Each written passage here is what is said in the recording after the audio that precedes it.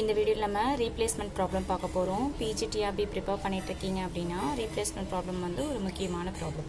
So replacement ப்ராப்ளமில் annual cost கண்டுபிடிக்கிறதுக்கான formula இது தான். C-S divided by n plus 1 by n integral 0 to n f of t dt.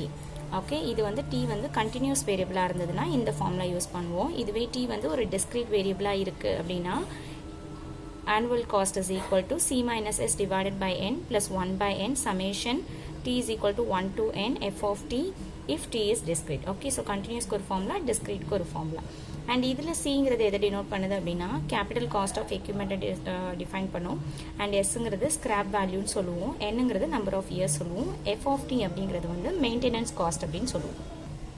So இதில் discrete டைப்பாக இருக்கும்போது ஆனுவல் காஸ்ட்டை வந்து இப்படியும் எழுதலாம். இப்படியும் நம்ம சிம்பிளாக ஞாபகம் வச்சுக்கலாம். ஸோ எதுனாலும் படிக்கலாம்.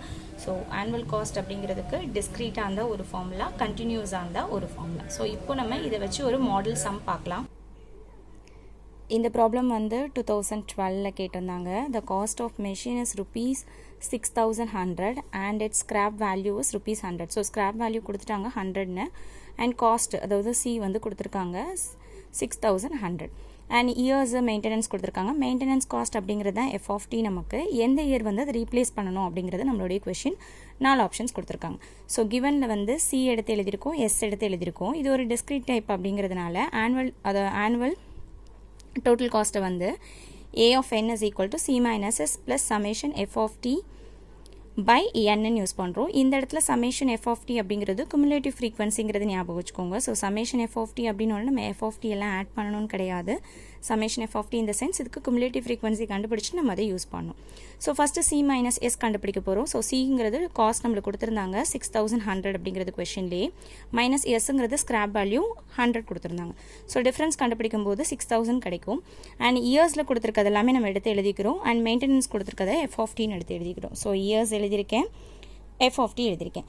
சமேஷன் F of t எப்படி கண்டுபிடிக்கிறோம் அப்படின்னா cumulative frequency மாதிரி கண்டுபிடிக்கிறோம். ஃபர்ஸ்ட் வேல்யூ எடுத்து அப்படியே எழுதுறோம். நெக்ஸ்ட் வந்து 100 + 200 சேர்த்தா 300 300 + 400 வந்து 700. இதே மாதிரி நம்ம ப்ராசஸ் வந்து கன்டினியூ பண்ணிக்கிட்டே இருக்கணும். நெக்ஸ்ட் நமக்கு ஃபார்முலாவில் தேவையான C minus S plus summation F of t கண்டுபிடிக்கணும். அதாவது C minus Sங்கிறது 6,000 minus 100 ப்ளஸ் பண்ணணும். ஸோ 6,000 + 100 வந்து 6,100 கிடைக்கும். 6,000 + 300 வந்து 6,300. இதே மாதிரி ப்ராசஸ் கன்டினியூ ஆகிட்டே வரும். C minus S plus summation F of t. So 6,000ஓட இதெல்லாம் ஆட் பண்ணிக்கிட்டே இங்கே ஃபில் பண்ணணும். Next C minus S plus summation F of t divided by n நம்ம கண்டுபிடிக்கணும் இல்லையா ஃபார்முலாவில். ஸோ அதை நம்ம கண்டுபிடிக்க போகிறோம். C minus S plus summation F of t already இங்கே இருக்குது. ஸோ அதை வந்து டிவைட் பை n பண்ணால் போதும். என்னங்கிறது நம்மளுக்கு இங்கே கொடுத்துருந்தாங்க. ஸோ ஃபஸ்ட் இருக்க 6,100 வந்து 1 ஆல் டிவைட் பண்ணால் 6,100. அடுத்து 6,300 2 ஆல் டிவைட் பண்ணோம். இதே மாதிரி சிம்பிளிஃபை பண்ணால் இந்த வேல்யூஸ் நம்மளுக்கு கிடைக்கும். அதேமாதிரி நெக்ஸ்ட் வேல்யூ வந்து 3 ஆல் டிவைட் பண்ணோம். இப்படி ஒவ்வொரு ஸ்டெப்பும் பண்ணும்போது நம்மளுக்கு இந்த ஆன்சர் கிடைக்கும். இதில் இருக்கிறதுலே மினிமம் எது அப்படின்னு பார்க்கும்போது மினிமம் வேல்யூ இதுதான். ஸோ இது எந்த இயரில் வருது அப்படின்னு பார்க்கும்போது 6ங்கிற இயரில் வருது.